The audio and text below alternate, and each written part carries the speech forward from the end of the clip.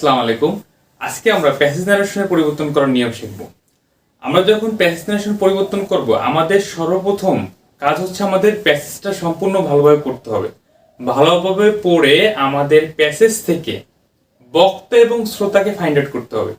আমরা প্যাসেজটা পড়ে প্যাসেজের কে বক্তা এবং কে শ্রোতা এইটা আগে বের করতে হবে। বের করার পরে হচ্ছে আমাদের রিপোর্টিং ভার্ব, যেটা আমাদের এটা প্যাসেজের শুরুতেও থাকতে পারে, শেষেও থাকতে পারে, মাঝেও থাকতে পারে। কিন্তু আমরা যখন ইনডাইরেক্ট ন্যারেশন করবো, মানে সেক্ষেত্রে আমাদের রিপোর্টিং ভার্বটা কিন্তু আমাদের শুরুতে আনতে হবে। দেন হচ্ছে আমাদের একই বক্তা যদি মানে একই লোক যদি একাধিকবার বলে, সেক্ষেত্রে আমরা লিখতে পারি অলসো টোল্ড, অলসো সেড। যদি এক ব্যক্তি একাধিকবার প্রশ্ন করে, সেক্ষেত্রে লিখতে পারি অলসো আস্কড। হ্যাঁ, যদি এক ব্যক্তি একাধিকভাবে প্রস্তাব বোঝায়, সেক্ষেত্রে লিখতে পারি অলসো প্রপোজড। হ্যাঁ, বা অলসো অর্ডার, এরকমের। যদি আমরা একই ব্যক্তি একাধিকবার বলে, সেক্ষেত্রে আমরা অলসো যুক্ত করব রিপোর্টিং ভার্বের যে আমরা যে টেন্সে যেরকম রিপোর্টিং ভার্ব বসে সেই অনুযায়ী সেইটা বসাবো। এবং আমাদের কিছু ব্যতিক্রম আছে, সেটা হচ্ছে যদি আমাদের ইয়েস থাকে, আমাদের যদি সেন্টেন্সে কি থাকে, ইয়েস থাকে বা প্যাসেজে ইয়েস থাকে, সেক্ষেত্রে আমরা ইন্ডাইরেক্ট করার সময় রিপ্লাই ইন দ্য অ্যাফার্মেটিভ ব্যবহার করব। এবং যদি নো থাকে, সেক্ষেত্রে আমরা ব্যবহার করব রিপ্লাই ইন দ্য নেগেটিভ। এবং যদি স্যার থাকে, সেক্ষেত্রে আমরা ব্যবহার করব রেসপেক্টফুলি। তাহলে আমরা যখন প্যাসেজ নারেশন করব, সেক্ষেত্রে আমাদের প্যাসেজটা ভালোভাবে পড়ব, ভালোভাবে পড়ে আমাদের স্পিকার এবং লিসেনার, বক্তা এবং শ্রোতা খুঁজে বের করব। খুঁজে বের করার পরে কাজ হচ্ছে আমাদের রিপোর্টিং ভার্বটা যদি আমাদের শুরুতে থাকে তো ভালো, যদি মাঝে থাকে এবং শেষে থাকে, সেক্ষেত্রে আমাদের রিপোর্টিং ভার্বটা শুরুতে নিয়ে আসতে হবে। এবং হচ্ছে আমাদের একই বক্তার যদি একাধিক উক্তি থাকে, সেক্ষেত্রে অলসো অ্যাডিড, অলসো আস্কড, হ্যাঁ, এরকমের। এবং যদি ইয়েস থাকে, সেক্ষেত্রে রিপ্লাই ইন দ্য অ্যাফার্মেটিভ। যদি নো থাকে, রিপ্লাই ইন দ্য নেগেটিভ। এবং যদি স্যার থাকে, সেক্ষেত্রে কি বলে ব্যবহার করব, রেসপেক্টফুলি। এখন যদি আমরা একটা প্র্যাকটিস করি, দেখো আমাদের প্যাসেজটা আছে Rina said to Karim how are you. আমাদের প্যাসেজ নারেশন করার সময় প্রথম কাজ হচ্ছে প্যাসেজটা ভালোভাবে পড়বো। কি বলছে, রিনা সেড টু করিম, রিনা করিমকে বলল হাউ আর ইউ, তুমি কেমন আছো। I went to your house yesterday, আমি গতকাল তোমার বাসায় গিয়েছিলাম। একই বক্তা কিন্তু, okay. But did not find you, কিন্তু আমি তোমাকে খুঁজে পাইনি। হোয়ার ডিড ইউ গো, তুমি কোথায় গিয়েছিলে। I went to book fair said I, উত্তর দিচ্ছে যে আমি কোথায় গিয়েছিলাম, বুক ফেয়ারে, বই মেলায়।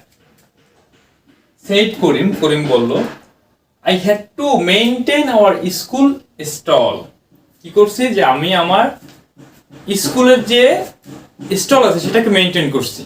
ওকে, এখন আমাদের কাজ হচ্ছে রিপোর্টে মানে বক্তা এবং শ্রোতা বের করা। তাহলে আমাদের এই সেন্টেন্সে বক্তাকে রিনা, শ্রোতাকে করিম, লিসেনার স্পিকার হচ্ছে রিনা, লিসেনার হচ্ছে কে, করিম।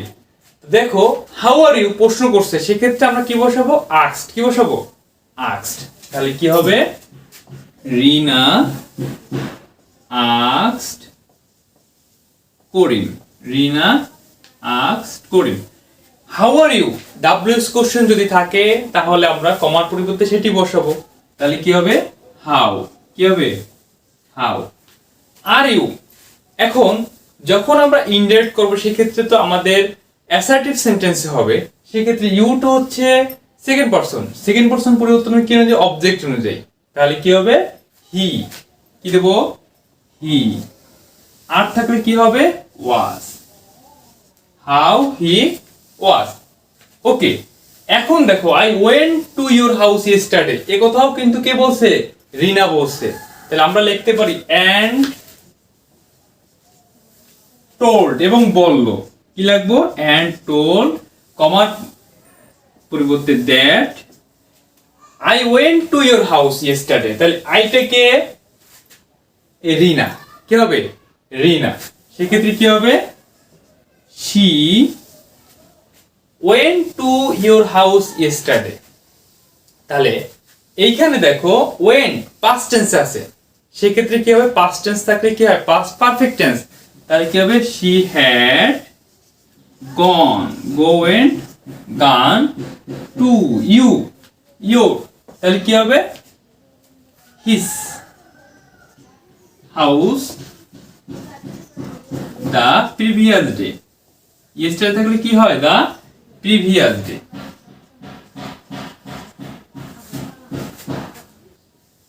the previous day, but did not find you, same, তাহলে লিখব কি, but did not find you, past tense, past indefinite tense, past indefinite tense থাকলে কি হবে, past perfect tense, সেক্ষেত্রে কি হবে, but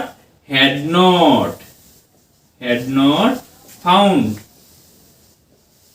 you, তাহলে কি হবে, found him, where did you go, তুমি কোথায় গিয়েছিলে, একই, তাহলে কি হবে, and asked, বা লিখতে পারি also asked,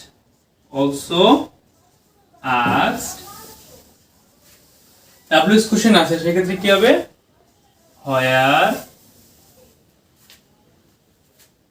where he had gone, past tense আছে, সেক্ষেত্রে কি হবে, past perfect tense, I went to book fair, said করিম উত্তর দিয়েছে কি, I went to book fair, আমি বই মেলায় গিয়েছিলাম, কেন গিয়েছিলাম, I had to maintain our school stall, আমার স্কুল স্টলটাকে মেইনটেইন করতে গেছিলাম, সেক্ষেত্রে কি হবে, করিম replied that I went to book fair, past indefinite tense আছে, সেক্ষেত্রে কি হবে, past perfect, তাহলে he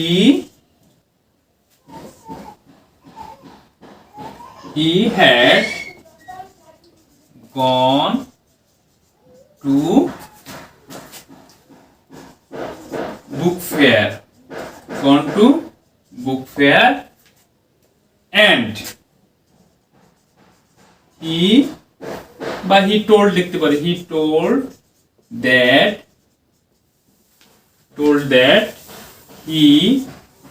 I had to maintain our school stall, সেক্ষেত্রে দেখো past perfect আছে, past perfect tense থাকলে কোনো পরিবর্তন হয় না, সেক্ষেত্রে he had to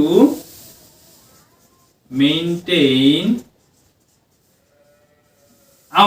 আমাদের, তাহলে কি হবে, their school stall,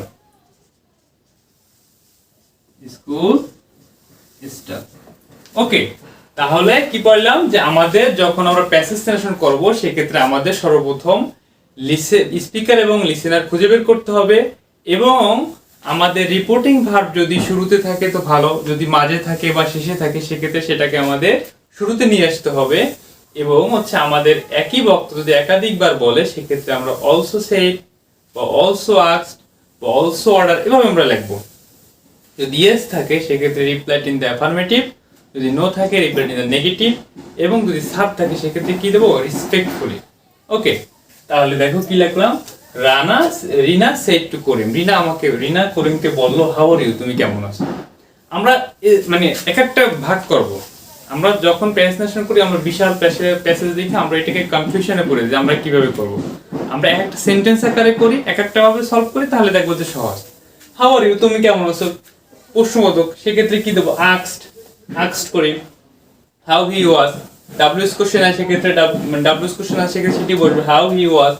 এবং একই বলছে যে I went to your house yesterday, তাহলে কি হবে, and told that she had gone to his house the previous day, yesterday থাকলে কি হয়, the previous day, and did not found you, একই বক্তা, and but had not found you, past tense থাকলে কি হয়, past perfect tense, where did you go, প্রশ্ন করছে, and also asked where he had gone, past tense আছে, past perfect, করিম উত্তর দিয়েছে এবার, I went to book fair, সে কোথায় গিয়েছিল, বই মেলায়।